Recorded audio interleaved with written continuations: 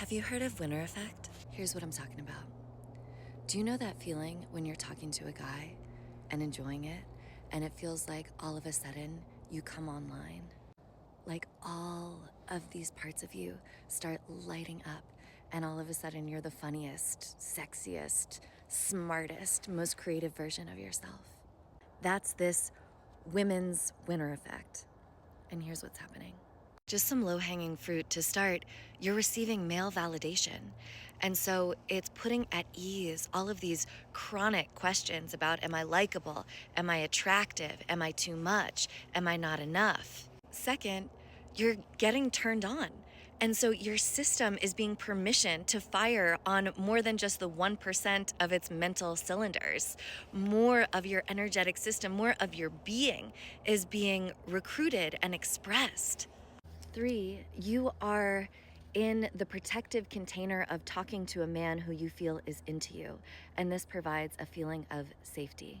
There's this assumption that because of that, he would protect you if another man or some other threat came, which enables you to sort of turn down the volume on this hypervigilance of always scanning and self-repressing and managing for safety. Plus, number 4, you are feeling seen and encouraged to show more of yourself.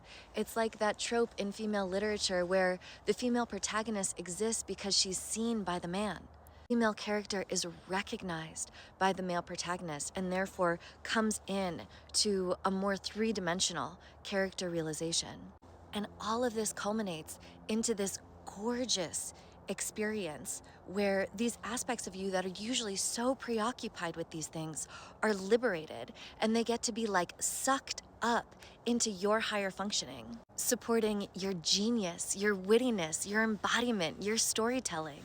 And all those parts of you that normally exist in the ether, never feeling safe or loved or valued enough to touch down to the earth, begin to integrate into your being and emerge through your expression. This is also why it feels so bad when that guy's eyes change and he decides that he's into you and he starts trying to sleep with you.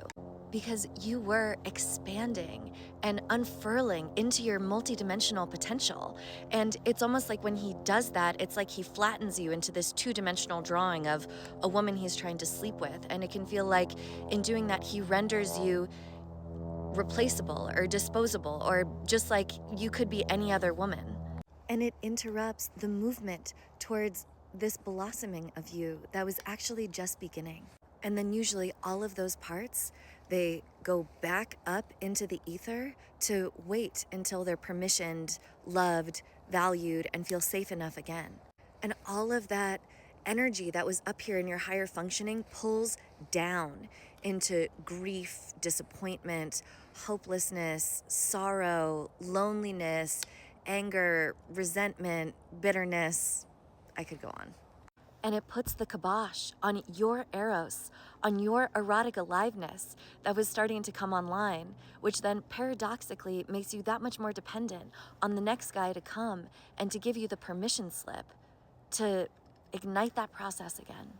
And now I have met women in my life who are not waiting for just a man to do this for them. I have met women who have learned how to provide for themselves validation and safety and permission for their eros, and learned how to see themselves. And there's nothing more gorgeous and more powerful on this planet. Old women, wild women, outrageous women. Women where you feel like, oh, you're here. You're here. Your soul is in your body. You are behind your eyes. You are here. Like, this shit is different.